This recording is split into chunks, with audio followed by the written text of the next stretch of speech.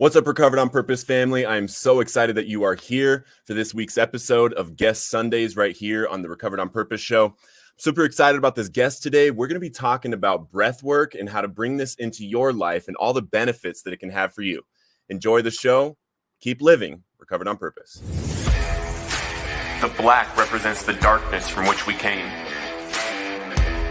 The white represents the light in which we now live. And the red represents the passion it takes to live Recovered on Purpose.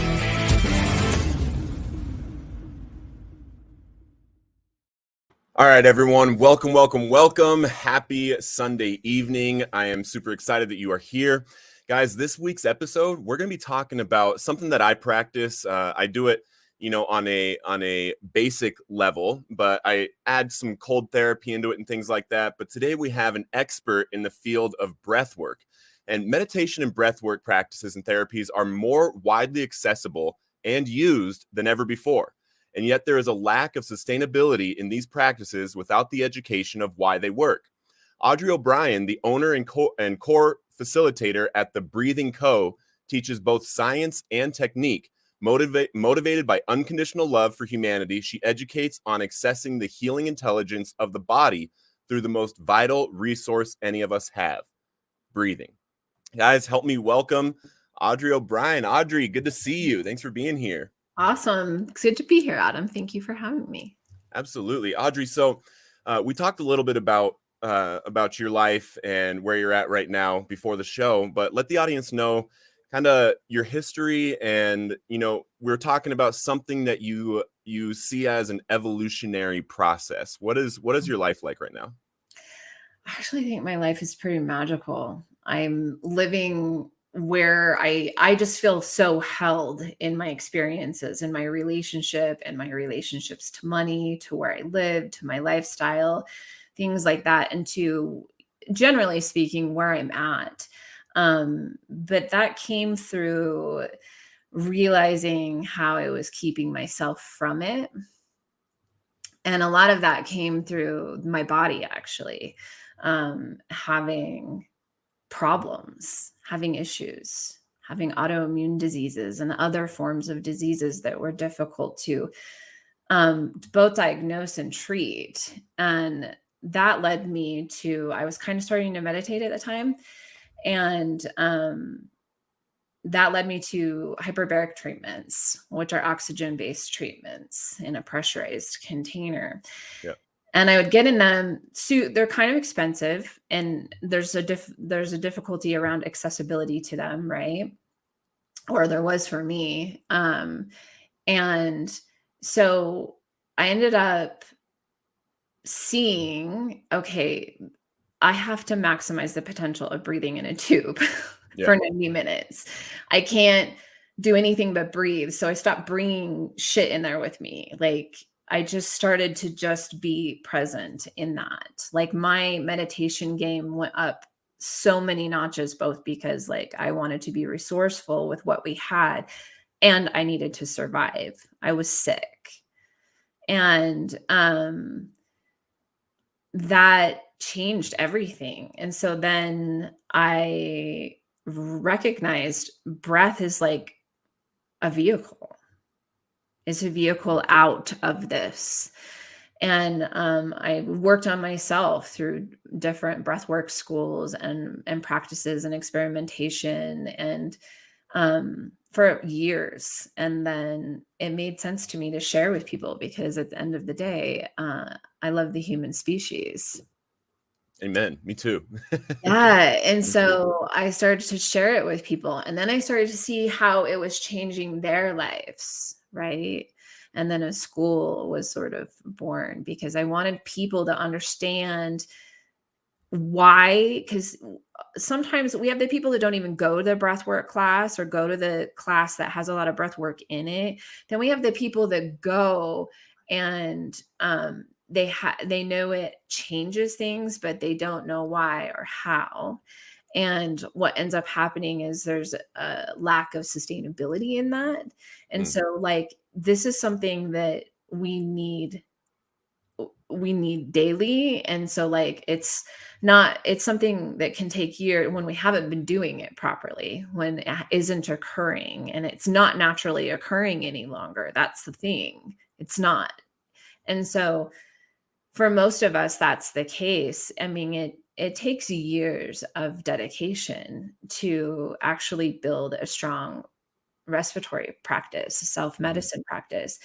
And that's not even a given. It's still hard even for me to maintain that and sustain that. It's challenging, but what has really motivated me and continues to motivate students that come into working with me or come into my school is that when you know why things aren't, why your respiratory system's not working and what's actually going on when you're breathing. If you know the science of the anatomy that is showing what's happening here, I always look here because like what's happening here, you know, in this region, when you really do understand that, especially on a metaphorical level, and you can implement that into the breath practice, the visuals of those things happening and understand why it matters and how it works. You have a lot more control over how you use it, for one, but there's the sustainability that is really supportive because it's hard to unsee this science. It's hard to like really choose to just continue to recirculate sewer. That's actually what's happening when we're not breathing correctly. Yeah. And so I think it's a really important education that is insufficient in society. We're arriving at adulthood not knowing how to breathe. That's the reality. And so that's kind of the short story. I tend to be kind of long-winded, but that's like the short version of how I came to be where I'm at. And how did you experience healing in your own body? You said you were sick, and with the hyperbaric chambers and the breath work and the meditation and things. And one thing you said about, you know, focusing and visualizing on the metaphysical healing of your body. They've done a ton of studies on this, a ton of studies with placebo medication versus regular medication. There's even a study of people that were holding their hands and then going like this to strengthen their wrist. And then someone was put in a cast and they were to visualize as if they were going like this the whole time they were in the cast. And the person that was in the cast, just sitting there daily and visualizing it, their wrist actually got stronger. Their grip got stronger. So there's something to that metaphysical focus also. But how did you feel after your healing? Like, and was there doctors that, you know, said, yes, you've been healed from this because of this, or what was that experience for you? Yeah, it's a really great question. And I think it starts with just kind of a reply to what you were sentimenting on. I think attention is the most basic form of love. And when there's love of self, love and of the hand and wanting it to have the optimal function and optimal healing. And that's not necessarily an easy thing to do, by the way. But when you want that and that attention, that metaphysical attention, if you can get there, and then also breathing, that's all happening in the nervous system, right? All of that thought process, that's all happening in the nervous system. Well, breathing is really, really connected to the nervous system. And I had a neurological disorder, a neuromuscular disease in the Parkinson's family. Wow. And I was having like thousands of Charlie horses every day. It was debilitating. I got to a point where I couldn't even like walk from my bed to the bathroom. Wow. It was so aggressive. Got in a hyperbaric chamber a couple of times a week when I finally got into a place where I decided to kind of bullet it a bit and just be really intensive for a season and see what would happen. And, well, initially I started to be able to walk better because the quantity of spasms I was having was diminishing. And slowly over time until I was not having that experience at all. Like I'm in a place where like I maybe have 2 or 3 really aggressive ones per year, but that's kind of it. So and you were having them like daily. like thousands daily. Wow. Like Wow. I was so sore in my body from these Charlie horses, I couldn't move. Yeah.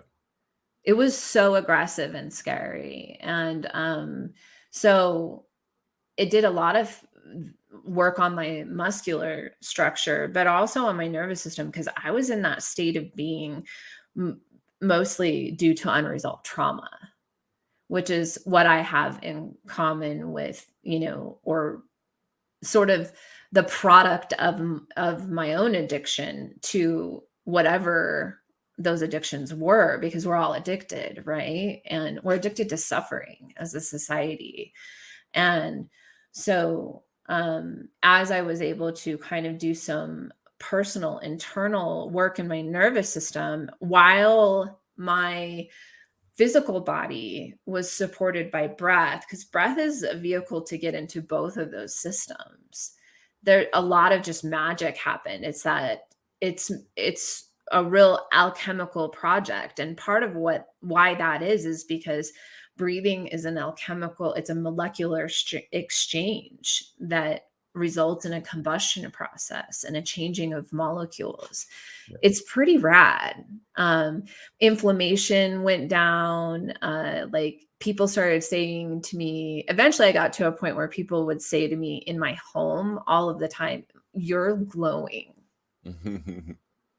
Like just feeling vibrant. And for them, that's a comparison to also where I've come from, right? But like an aliveness has happened, and a lot of my health problems comprehensively have resolved, at least to a non-symptomatic state for the most part. I can treat and manage kind of what's going on with me by breathing. Yeah.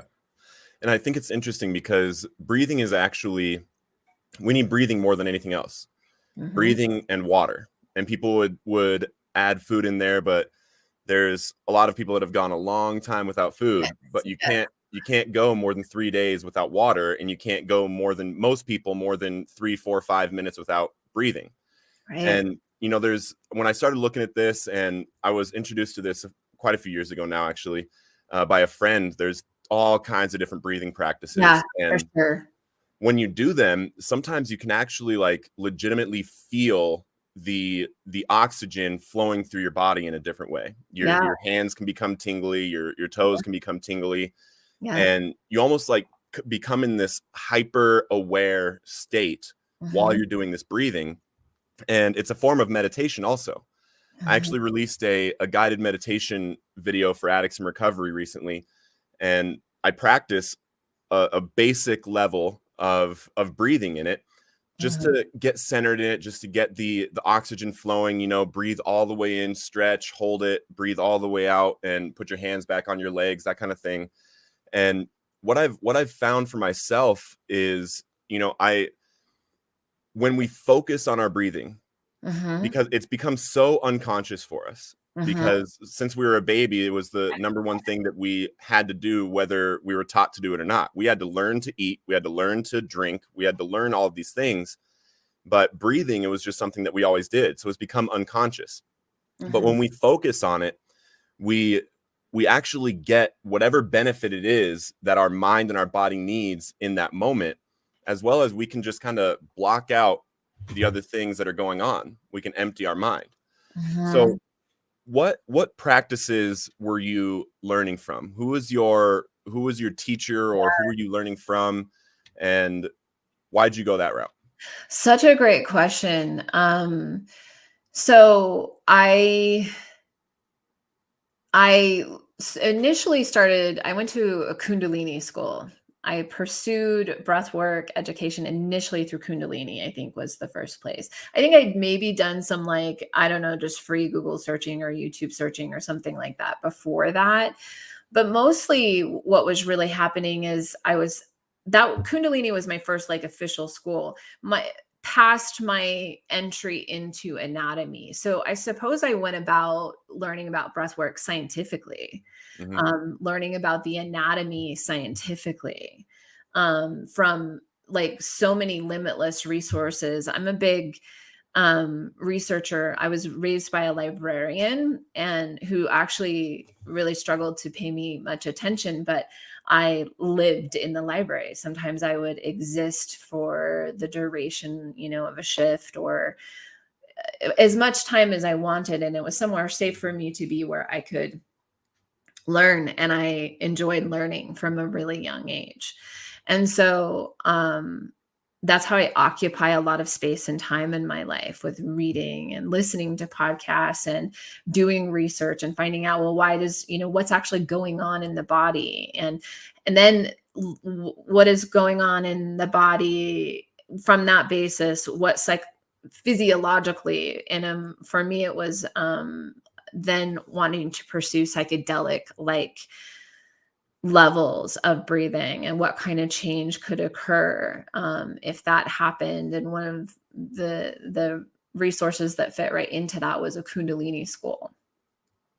So I did that for a while, a couple years actually. I took a lot of courses from them. And then I also at the same time was really just playing around. I was like, here's what is up with me personally. And if I dedicate some space and time to a practice and I pull all these techniques that I've learned from various sources, various books, various places, and I experiment with them, if I cue up some music that makes sense to what I'm going through and that supports the type of breathing that I'm going to do, and I'm like fully present to it and in it, and I'm looking at, well, why is my temperature change and what's going on in my hands and what is that visual, like what do I know is actually going on, so that I have an understanding of what's happening and why. And I think I needed that to feel safe. But what I found was, metaphorically, it was this like really derived and kind of simmered down attention and presence to like my vehicle that was wild medicine. And so I started playing with, well, what breathing techniques are addressing what I want to address and why, and how can I, play with that and experiment with that, be creative with that.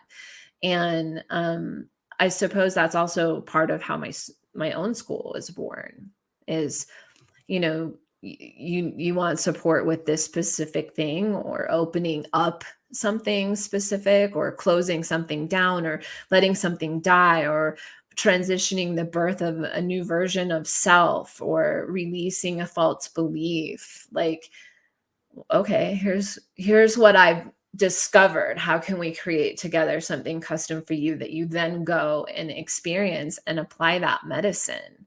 Yeah. And it's really, really fun for me. So a lot of experimentation of, I think lab experience and personal lab experience in the process of healing and growing and evolving is so valuable. And you don't need a teacher in the room to have that experience. Yeah.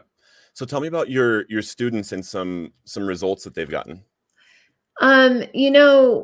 I think the biggest win for me is when someone discovers what they need to do, not me telling them what they need to do. When they come in and they have an experience, I know kind of the infrastructure that makes sense.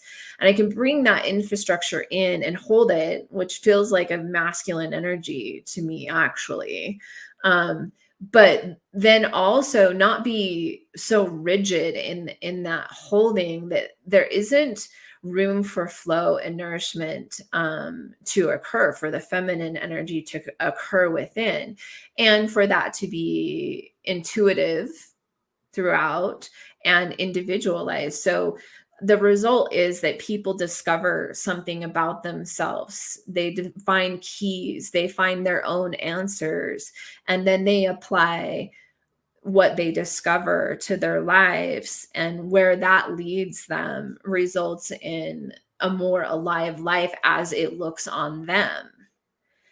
And so, and also there's people, sadly, like, there's only a percentage of people that I've it's not like I'm pure magic. I'm not, I'm not in the right alignment and timing with every person. When a lot of people come to me, meet with me. My husband will tell you and tell people when they ask about my work, he'll say this about me: she is the friend that you need, but not that you want. And that's pretty accurate, even in our own relationship. That can feel like that sometimes. I am really good at reflection with people, right? And discovery, and also then designing an experience for more of that to occur, because the real magic is the individual. I'm just good at seeing the individual and holding them safely and holding safe space, and that they're willing to be seen, and having that kind of mutual creation and experience. And so I think the result is just, usually it's always gratitude, but sometimes it's scary. Sometimes people are pretty afraid of what they discover in that experience, or really triggered by me, or not ready. And, they'll go away, and it's really common for people to come back, months or even years later. And sometimes I don't see everyone, but if the alignment is good, I've not seen anyone not get better when that alignment is real clicked and dialed in. That feels really rad. And then, I have clients all across the spectrum of, if that's going on. And also I try to be responsible for what's going on with me. If I am in some work, I cut my hours way, way down. Yeah. Because I want to be responsible about how I'm contributing to the human species. That's the value, not the quantity, right? Yeah. I was so excited to come and talk with you, because it's just been a minute for me. I have not had the bandwidth and availability to have public community conversations, but it's one of the things I love the most, that I have so much value in and want to invest in. And so it's fun for me to be able to have the bandwidth back from a season of being in project. Amen. Awesome. Well, we appreciate you being here. And guys, we're going to take a quick 30-second break. And when we come back, we're actually going to go through some breathwork exercises and make it so that you can apply them at your own level and at home. Be right back. What's up, Recovered on Purpose family? I hope you're enjoying this episode as much as I do when I'm making them. Guys, if you're getting any value from this, if you're seeing any golden nuggets that you want to share with your community, make sure that you are. You're sharing it with your groups, you're sharing it with your personal page or your pages, or to that one person that you're thinking of right now in their messengers so that they get this message. And guys, the brand new Recovered on Purpose website is up, and it has a whole bunch of different merchandise and resources and the free calls with me. So make sure you're checking out recoveredonpurpose.com after the show. And if you are a loved one of an addict, if you have a kid that's suffering an addiction, I'm now doing free calls so we can strategize and find out how we can get them clean and keep them clean. Love you guys so much, and enjoy the rest of the show. All right. Awesome. And guys, again, if you want to share your recovery story, make sure you're booking a call with me on the website, recoveredonpurpose.com after this. We still are doing some recovery speaker work, so would love to see you in there. So Audrey, let's get into some breath work. Yeah. We've been talking about some of the benefits. We've been talking about your story. And, personally, guys, there are benefits to this. It's very different for each person. And I know that some people, when you use the word psychedelic, we're not talking about psilocybin and LSD. We're just talking about breath. Just breath. Breath. Keep in mind that it's chemistry. It's just the chemical exchange happening naturally and organically in the body. So how you use it can change how you feel. Yeah. And you can literally, I've been in places in breath work where my head started tingling, my limbs were tingling, and it was like a light was surrounding me. It's a really interesting place to get. And if you allow it to happen during this breath work, just let it happen. You don't know what's gonna happen. You're never going to there's nothing that can hurt you here. This is breath. It's oxygen. Yeah. So Audrey, what are some practices that we can do today?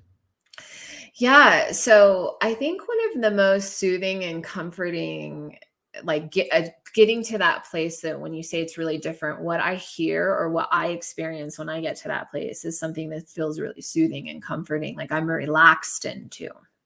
Mhm. So I like to visualize my body, and I like to do this laying down. So for those of you who are listening, if you can lay down on the floor flat on your back, I like to do it laying down. But if you need to sit, I want you to affix your posture as though you maybe would be. I'm going to lower my chair so that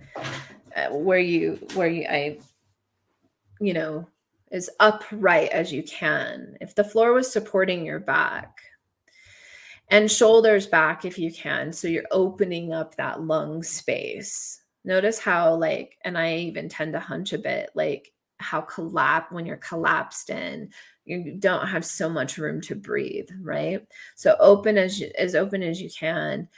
And I like to imagine, if I'm laying on the floor, I close my eyes, and I like to imagine that maybe I'm somewhere natural. So maybe like if we just close our eyes and take an inhale in and then exhale out, and we just sort of continue with that conscious breath pattern and inhaling through the nose, idyllically, and out the mouth, just an aware breath. That's all I'm asking for. It's pretty simple, just an aware breath. And notice if you're holding any tension in your body, and if you're able to release that tension in your body with the exhale. If you're super tense, maybe the end of your inhale, a big inhale in through the nose, and hold the breath at the top and squeeze the part of the body or the entire body. See if you can just squeeze every muscle in the entirety of your body, like this internal hug. And then at the exhale, will you release the tension in the muscles and the breath at the same time? It's something you can do for as long as needed until you feel a little bit relaxed. But I like to begin to visualize as I'm consciously aware of my breath. And maybe even I'm giving myself some hugs, whatever personal combination of that medicine is needed for you. You might be a little disassociated from your body. And even if you are, breathing can be really triggering. It can create some panic. If you're having an experience of panic, just letting the body know that it takes about 90 seconds for you to see a decrease in the hormones that are flushing through the body that are telling you it's not safe to breathe, probably because at some point in time it hasn't been safe to breathe. If you can just give it that 90 seconds of telling the self that you are safe, it is safe to breathe.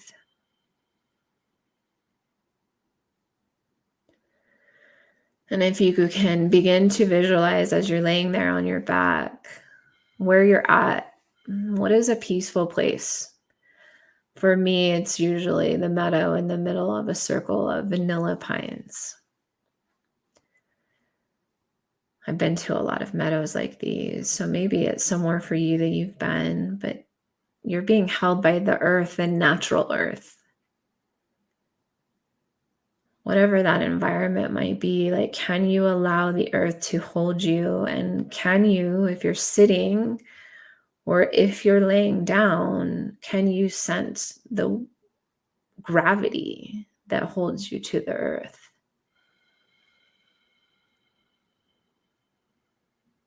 And step into presence and awareness through the awareness of breath. So if you've stopped the breath work, coming back to it. Just an aware breath, an inhale, an aware inhale, and an aware exhale.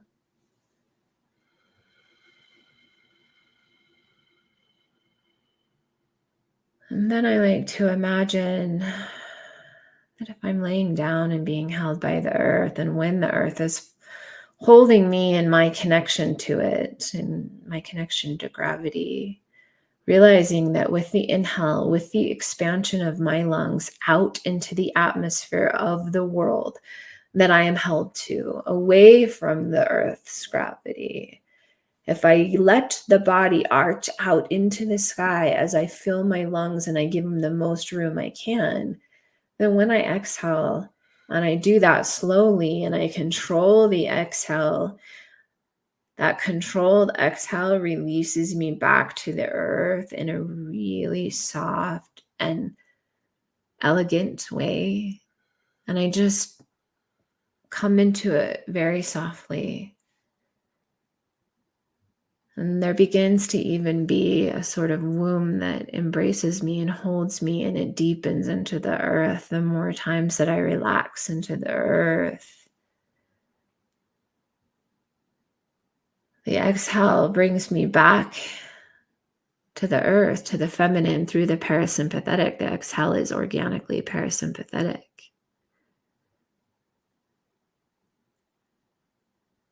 And then on that inhale, I'm having a sympathetic experience. Both chemistries happening in the body. And where do you feel it in your body? Because you feel it somewhere. Where is that? Are your fingers cold?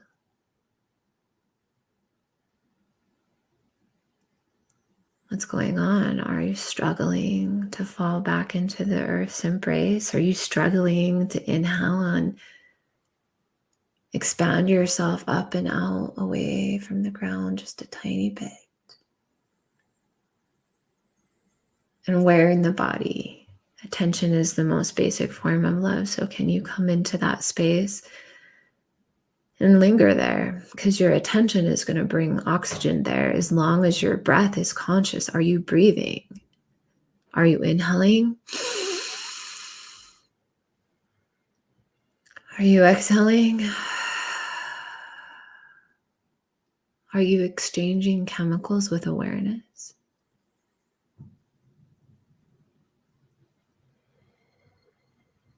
What does it feel like to just be with yourself right now?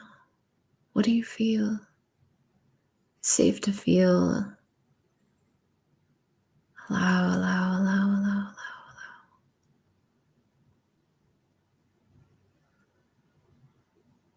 It's safe to breathe for a moment.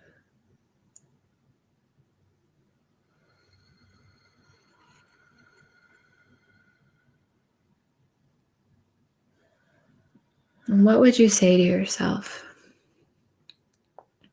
What do you need to hear that you're not hearing?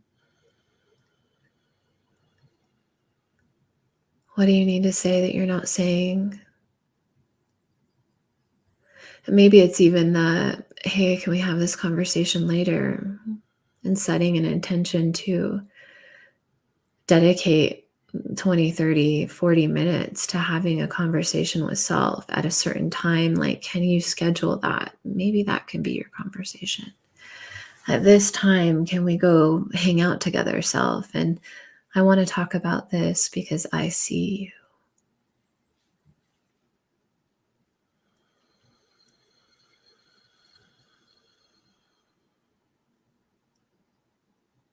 Maybe your eyes have been hurting and you agree to get an optometrist appointment or to rest them, to wear an eye mask,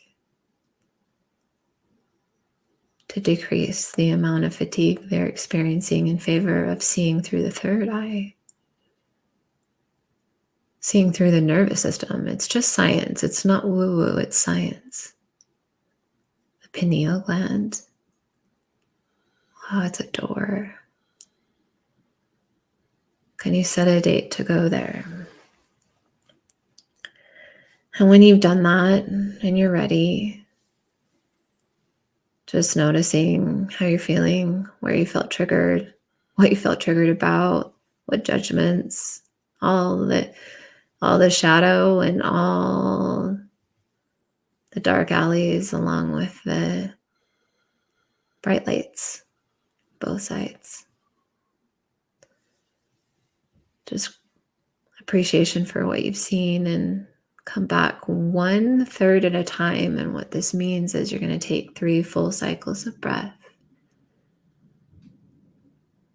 1 cycle of breath is 1/3. 2 is 2/3. 3 is 3/3. Then begin to just blink the eyes.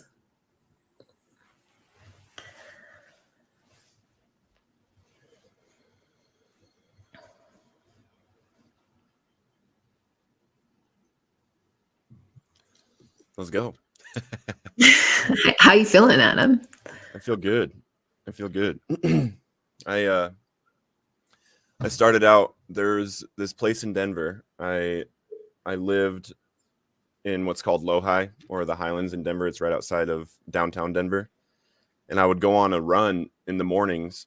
And I had this place right by the river. It was like you could see the people walking all over the place, but usually they couldn't really see you. It was like this perfect place to lay down, and I would go there and I would stretch, or I would sit and meditate, and the river would be running next to me. So I chose that place to go to at the beginning. Amazing. And then here's how it changed for me. At the beginning, when it was just, we were just becoming conscious of our breath, right? Mm-hmm. That makes it so that there's a rhythm to it. And when we're conscious of it, we keep that rhythm. Mm-hmm. And then when you said to, notice the gravity and let yourself be lifted up like this, I started actually like breathing in and letting my chest open up and becoming bigger in my space, and then letting it down. And after a couple cycles of that, it's interesting.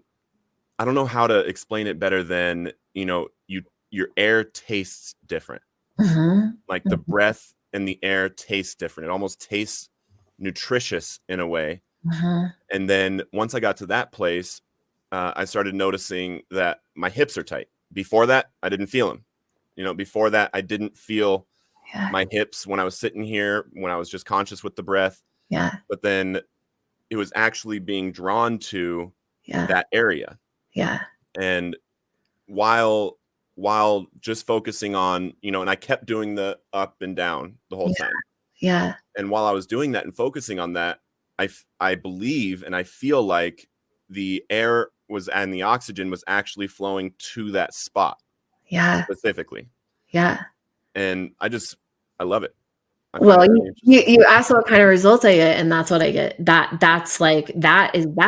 was you being connected to, like, going deeper and deeper and deeper and deeper into your body through your own natural rhythms of awareness and whatever. I don't need to worry about this broad variety in people's respiratory capabilities, because like if it's conscious, it's healing. Exactly. And if I can take you deeper into that, right, and using it even more, then there's this tremendous physiology going on. Absolutely. I love it.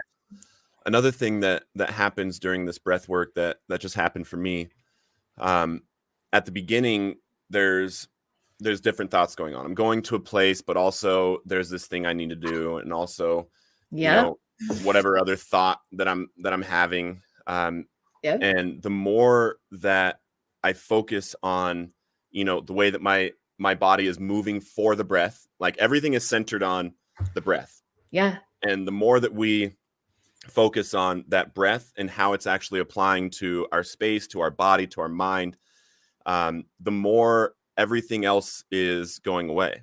Yeah. And they've done it. So breath work is meditative, and it's physiological, and it's dumping oxygen into our system, into the places that we need to do it.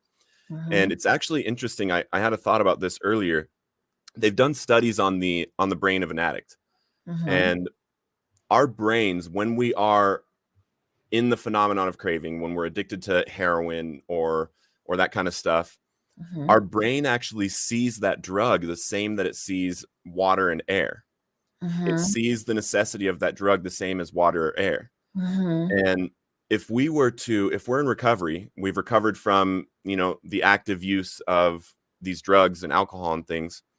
if we could switch that over to the healthy part, if we really see things like drinking a ton of water and breathing consciously, the capabilities of our potential will rise, as well as we'll become more conscious of them. Because in our addictions, we lost a lot of value for ourselves. We lost a lot of belief in ourselves. We have a whole bunch of bad habits, and we have these negative self-talk things going on. And in this process of letting all of that go, even for just the 10 minutes that we just did it, in that process, we can actually become more aware of who we are actually outside of addiction, who we want to be, outside of just fighting drugs and not using drugs anymore, and our own discipline and being able to do something like that. Yeah. Because breathing and meditation is also a really great keystone habit. Yeah. If you're doing a conscious breathing habit every day, Yeah. you automatically will be making healthier choices throughout your day. You'll be showing up to decisions with more conscious ability, and you'll more likely do exercise or read a book or things like that. Yeah.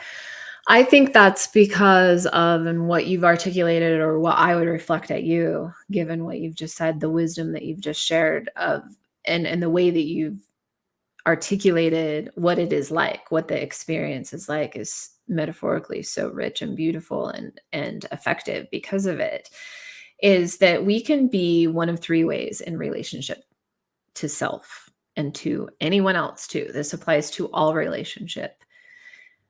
The first is at, and what you're describing is addicts being at in the relationship with self. They're at this themselves. Think of it like your core relationship, whether it's mom or dad or brother or boyfriend, partner, whatever that is.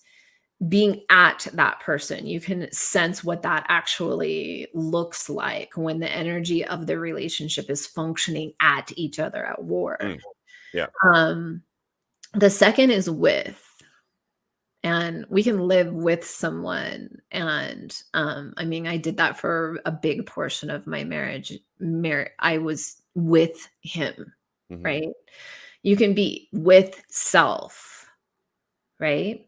And that's actually when they're at war. It's not that we get to this last and final one. We can't get there without going through the with. So breath is the turning to the with, right? It's changing what's going on. But then eventually we can get to, and sometimes we can touch, and you actually articulated that you had touched that in that 10-minute exercise, is for, and you even use the word for in your own articulation. It felt for my body. Well, we're in a for relationship with self. We make different decisions. When we're in a with relationship with self, and acknowledged and validated, and at least acknowledging and validating what's going on in the relationship, that hits different too. But when we're at war with self, there's usually a lot of judgment and secrecy and shame, and a lot, kind of a stuck perpetuation of a really, really toxic energetic cycle playing out in relationship to self, because we're complex human beings and are over accumulated in trauma. Really is what's going on. And actually my daughter and my 19-year-old still lives at home, and we were talking this morning, and sometimes I'll share a personal story just because it feels relevant. It feels relevant to the day, and maybe that means that it's relevant to someone who's listening, because I think who listens is in resonance to one or both of us, right? And it's that those of us, I think we're headed to a place of just mass sort of destruction due to the lack of validity and acknowledgement and resources and attention to resolving trauma. There's just epidemic things happening amongst the human species. And what I know is that the people that have already had an intimate struggle with trauma, they're necessary for 100%. this experience, right? They're ahead of the game in some ways, right? And Yeah. so, but the coming back to breath, it changes the game. Yeah. And I wanted to touch on that, and you just brought it up in a different way. Yeah. But when we get to that third level of relationship and we're For living for, Mhm. right? What I've found, because a lot of people in recovery and in the addiction community, you know, you live for others. You're constantly in Yeah. service. You have to think about other people. You have to think about other people ahead of yourself and things like that. And what I've found early on is that I can't serve others to my best capability if I'm not serving myself to the best capability. Yeah. That doesn't mean that, it doesn't mean I go back to the at part of a relationship where, Mhm. I'm at them, seeing how much I can get from them, and then I'll give them, something in proportion to that. That means in my relationship to myself, what I'm doing for myself, like breathing, meditating, going to the gym, exercising, reading, putting my phone away when a bunch of people are messaging me and I need to do something, Yeah. focusing on that level of relationship with and for myself. Then when I'm in the place to live for others and do this show, Yeah. the free calls that I do with Yeah. hundreds of people, and all these different things, I'm able to show up as a better me Yeah. and be able to serve way better. Yeah. So when we're talking about this relationship to self and living for, we're Mhm. not saying to put away the responsibility to serve others. Mhm. It's saying fill your cup in order to pour into others.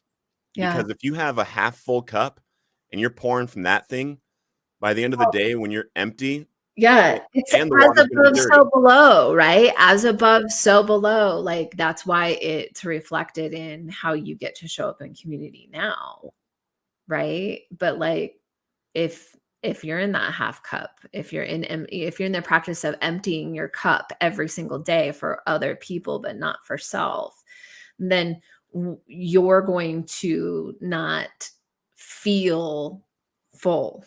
Yeah, That's the 100%. reality, And so, but, what's interesting about breath work specifically is that piece. It's wild to me how hard breathing can be for someone who isn't living for themselves or with themselves at the moment. Yeah. Like, they're obviously breathing because they're alive. But when we, switch over into that consciousness, that belief that I don't even deserve to get to breathe, to do this one thing for myself, or receiving that thing from myself, is just way too much for me to hold. That's like a real experience that I see happen with some people on occasion. And that can be like, and when I mean that, I've had the experience even well into a seasoned breathwork practitioner suddenly been triggered into a panic attack because I've entered an internal neighborhood of my nervous system because I'm ready to go there all of a sudden. That's like, oh, this is not what I want to do, Yeah. And so like, to also just know that that's like normal, kind of. I think that's a really important piece, is that that's normal. And what does for look like there, Yeah. you And know? guys, it's not dangerous to do this either. You're not No. going to bring up, like, I have not heard of people that, you know, from breath work, some kind of, event comes up Great, great. that triggers them or something like that. It's not like actual psychedelics that you have no control over what's going on Right. with your lived experience and what's going on with your nervous system. And that's Right. what's so beautiful about it, is it is safe. And I think if we don't have safety, we don't have anything. Right. Right. We need safety. Yeah. And so, Audrey, if people wanted to, I know you're giving a free gift to the audience today. Yeah. So, guys, if you have seen this episode and you want to try breathwork yourself, not just what we just did, and possibly get some of this practice into yourself, see what comes up, and see what kind of healing you can get. What are you giving to the audience, Audrey? Yeah. So maybe just the first 3 people that contact me, to make it easy for you, Adam, you don't have to worry about this. The first 3 people that contact me and say that they heard the show and they want an experience from me, a virtual experience, you can be anywhere in the entire world. Go to thebreathingco.com and go to services, select a 30 for 30. It's 30 minutes of a virtual over Zoom session with me, and I'll give that to you for free instead of $30. Amen. Thank you so much for that. Thank you. And so they can find you here. Go on there, guys, and get over there quick, so you can be one of the first 3 and get the 30 minutes for free. So love you guys so much. Audrey, thank you so much for coming on and blessing the community, and for blessing me. I got some of my meditation in for the day. That's so awesome. Adam, thank you so much for having me. Amen. All right. We love you guys, and we'll see you soon. Peace. What's up, Recovered on Purpose family? I hope you're enjoying this episode as much as I do when I'm making them. Guys, if you're getting any